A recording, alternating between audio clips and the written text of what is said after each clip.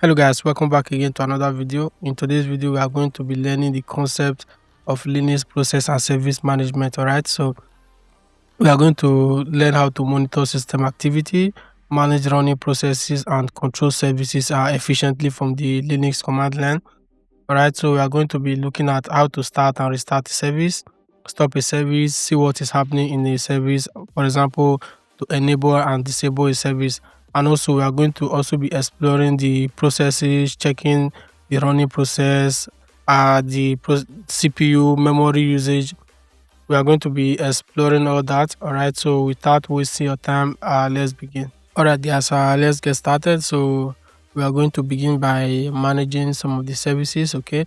All right. So the first step would be to list all the currently running services. It makes sense to see what is running. So to do that, I'm going to be using the systemctl command. Then we are going to list the running services. The type is service.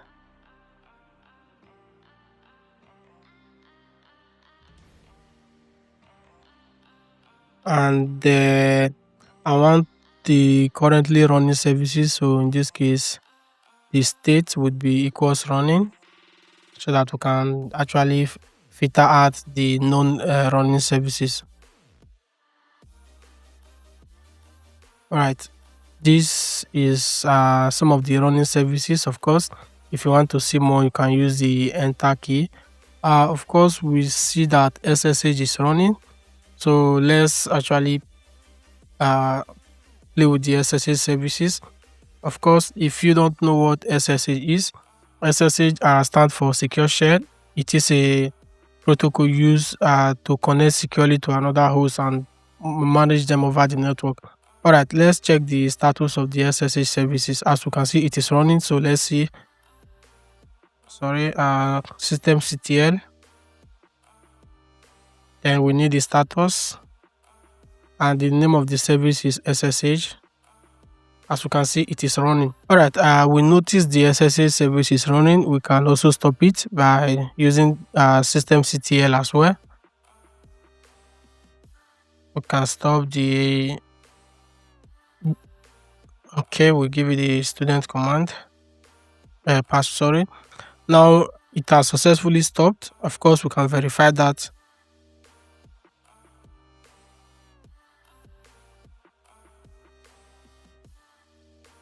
Okay.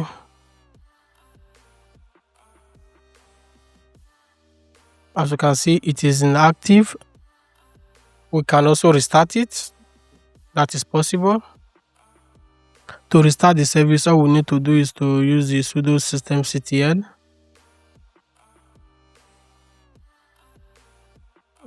Systemctl restart. If I can type that correctly, the SSH service. All right, let's check the status.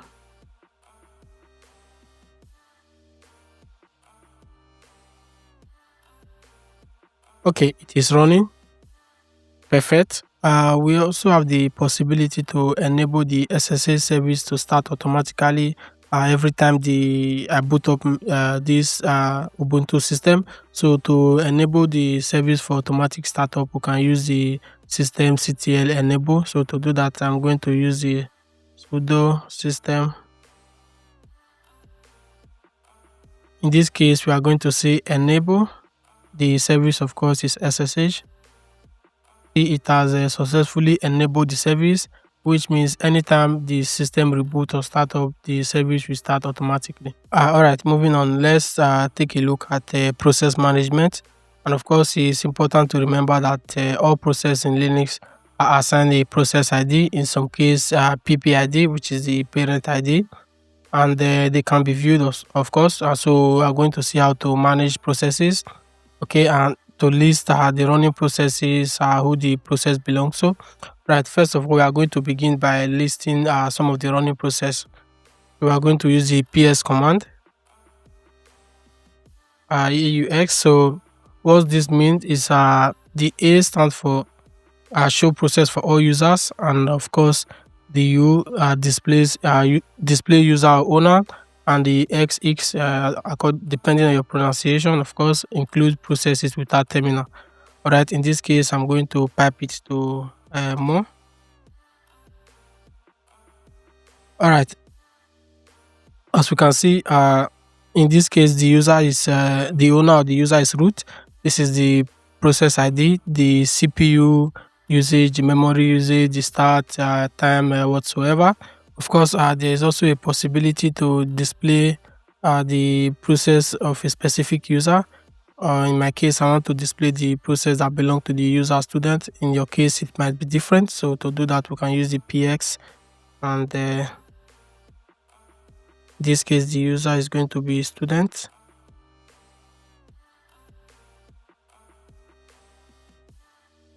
These are all the processes that belong to the student user.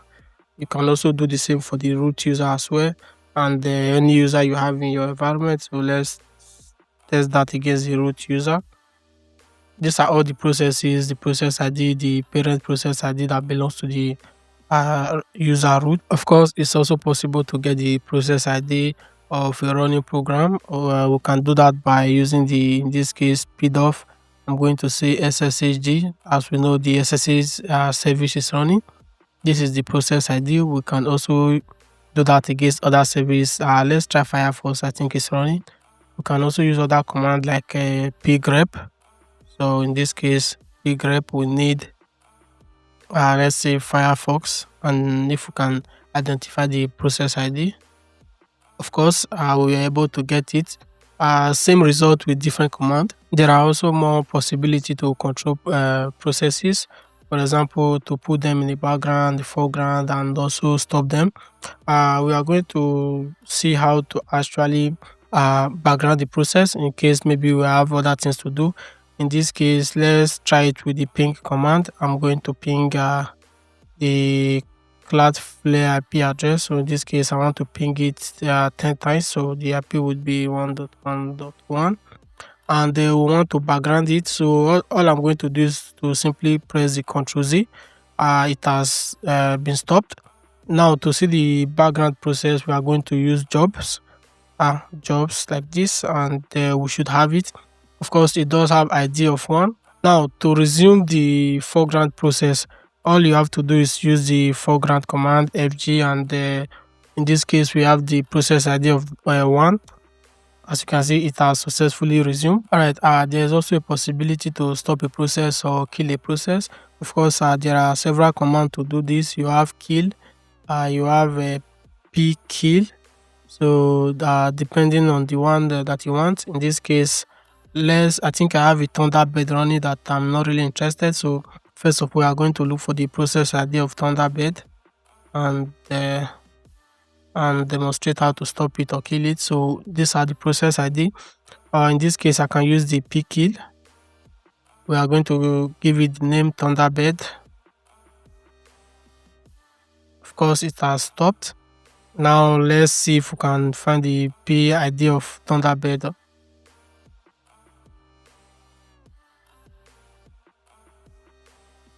In this case, it has stopped. All right, let's see how we can achieve the same result with the key command. Of course, if you are not familiar with key, you can use the man page to learn more about key. All right, so to use the key command, I do have the process of Firefox running. Of course, let's quickly take a look at the process ID. To do that, of course, we can use the pgrep. In this case, we want to list the Firefox. Okay, this is the process ID. To kill it with key, all we have to do is use key. Then we have to give it a signal 9, then the process ID. This case 4958. Cool, we have successfully stopped it. We can also verify it has stopped. All right, that is it for today. And of course, if you find value in this video, don't forget to like and subscribe. Thank you for watching.